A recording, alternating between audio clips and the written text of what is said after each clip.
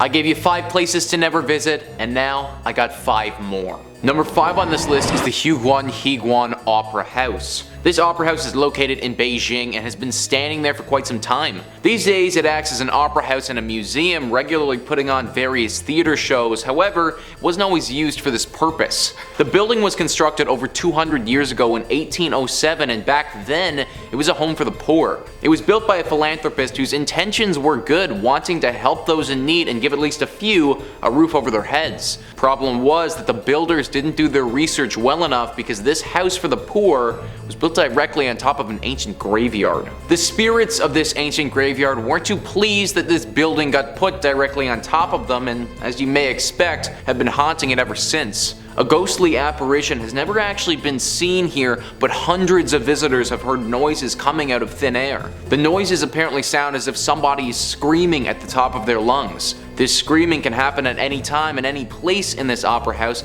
but it seems like the courtyard is tied the most to these reports. There's even a legend surrounding this courtyard. Locals say that if you pick up a stone and throw it in the courtyard, then this voice will directly scold you for doing so. It seems that this voice that scolds you is very scary to those that do this, because there's no reports of anyone picking up a second stone and throwing it again. I suppose all of this should teach you that if you ever intend to construct a big building, do some research on the ground that you're building on before you start. Number 4 on this list is the Songpo Library. This place is now a library, but like a lot of the haunted places on this list, that wasn't what its initial purpose was. It was initially someone's residence, Wu Shengyu. Wu Shengyu lived from 1612 to 1678 and was instrumental in the beginning of the Qing dynasty in China. He was a Chinese general for the Ming dynasty, but in 1644 decided that it would be in his best interest to betray that dynasty and switch sides. He did this by allowing the Manchu army safe passage through the Shanhai Pass, one of the passage points of the Great Wall. Had he not done this, the Ming Empire would still be standing, and Chinese history would be very different. Betraying an empire and etching yourself in Chinese history takes a lot of time and effort. This was obviously a lot for Wu, and balancing family with historical betrayal was a little bit too much for him to juggle. One thing had to give, and it was the family. So without so much as an explanation, he abandoned his lover, Chen Wanwan. Chen Wanwan, alone in this house and abandoned, fell into a deep depression and hung herself in this home. That's right guys, even though this library has a deep history of a traitorous general, it's actually the ghost of his abandoned lover that haunts it. After her death, her spirit never left this place, and even when it was converted into a library, she still hung on. It's said that her ghost will occasionally show herself to visitors of this library if they're by themselves. She will have deep bruises around her neck, apparently from the rope that she hung herself with. She will also be crying, except not audibly. Tears will stream down her face, but she'll remain almost expressionless and just stare at those who she appears to. Anyone who has seen her has said that they were extremely unsettled by the vision and can never go back to that library again. Lots of the workers at this library don't last very long either, because after they see her, they immediately quit. Her appearance can be very disturbing, and for that reason, I don't recommend going to check this library out. Number 3 on this list is the Chaonei Church. Even though this place is often referred to as Chaonei Church, it's actually just a house that's located in the Dongchen district of Beijing. This place is widely known around China and has gotten the title of being Beijing's most celebrated haunted house. It got public acclaim when a horror movie called The House That Never Dies was released in 2014 and was set at that home. The whole origin of this house is pretty hazy, with no official records explaining its exact construction. That being said, many people believe that a British priest was the first to start building it, but never actually finished the job because during the construction, he disappeared. After it never became a church, it was converted into a home for a political party member, but he rarely stayed there. Similar to the Songpo Library, his absence had a deep and dark effect on his wife's mental health, and she inevitably took her own life. Along with the priest's disappearance and the wife's death, 3 people who were working on the home are said to have disappeared while they were here, never to be seen again. All of these deaths and disappearances have contributed to the stories of this house's haunting. The most commonly spotted ghost here is that of the woman who took her own life.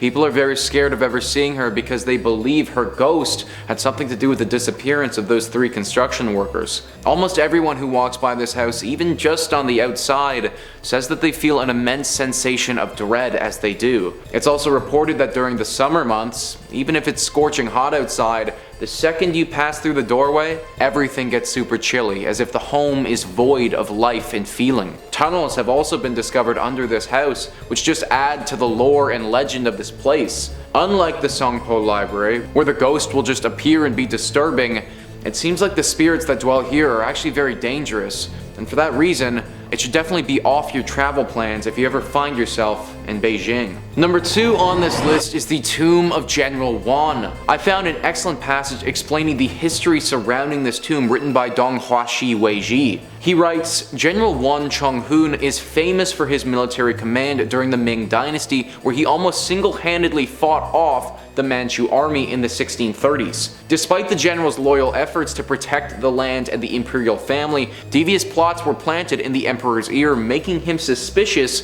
of Yuan, and thus his life came to a tragic end when the emperor condemned him to death by 1,000 cuts. Yuan is said to have stated before execution that his soul will always guard Luodong Peninsula. Tortured and severed into pieces, the people of Beijing were so upset with him for his accused disloyalty that they allegedly rushed to buy and eat his remains. His head, however, was salvaged by a faithful troop of Yuan Weis who buried it at Guangzhou Men, and his family has guarded it ever since. Whether he is seeking revenge or simply holding to his word and guarding the territory, the general is said to have been seen wandering around the area at night. First off, before I even talk about the haunting, I can't even imagine dying the way that Yuan did. It's no wonder his spirit refuses to pass on. Not only was he falsely accused, but to die by 1,000 cuts, then get tortured, and then have your body be picked apart by the locals, is truly horrendous. If he is still guarding the peninsula, then all the power to him, but I also completely understand if you need to get revenge after something like that. Regardless of his motives, I imagine that any threat towards this area would cause retaliation from his spirit, so probably best to play it safe and avoid the tomb at all costs. Number 1 on this list is the Qiu Mansion. The Qiu Mansion is one of the strangest and most unique ghost stories that I've ever heard. It all started with the Qiu brothers after World War II. They decided to move to Shanghai post-World War II in hopes of finding a better life. This was the best decision that they ever made because once they got there, they basically won the lottery. In the early days of living in Shanghai, the brothers stumbled upon an abandoned warehouse that was filled with cans of paint. At that time, the price of paint was very expensive, and this warehouse was as good as stumbling upon buried treasure. They sold the paint that they found and got a fortune for it. That's when they decided to build this mansion. They didn't stop at just spending their money like this though. The brothers had a taste for the lavish lifestyle. They bought a plethora of wild animals and had them live with them. Tigers, pumas, reptiles, and various other unconventional pets lived at this mansion. Until one day the brothers just disappeared. No one has any idea why they left or what happened to them, but they were just gone. With the mansion abandoned, some of the neighbors are said to have looted the space, and during their theft, they got carried away and murdered some of the animals. They didn't stop just there though, because it's even believed that they ate some of the animals after the fact. Now, what's left of this mansion is haunted by those same animals that were killed so many years ago. These animals aren't pleased with those that come here either. Workers who came to this mansion later have been said to have been attacked. In fact, some of them have been rushed to emergency rooms with bite and scratch marks from these ghostly beasts. People have reported seeing lizard-like things scurrying around the mansion and jungle cats standing at the top of the stairs looking menacing. I've never heard a story with a bunch of ghostly jungle animals before, but that's what we have here, and from all the reports, these creatures aren't the friendliest. Well, there you have it, guys. That is our list of the top 5 haunted places in China you should never visit, part 2. Please comment below what you thought about this list and any other places in China that are deeply haunted. Also, shout out to Sophia Ven who commented on part 1 of this video, Beijing's 88 House. There's a film on it, very good one to cover next time. I really appreciate the suggestion. The 88 House is another name for the church/home that I talked about in this video, and you're right, it was a great one to cover for sure. Anyways, guys, I've been your host, Nicholas Playlock. Thank you so much for watching, and I'll catch you next time.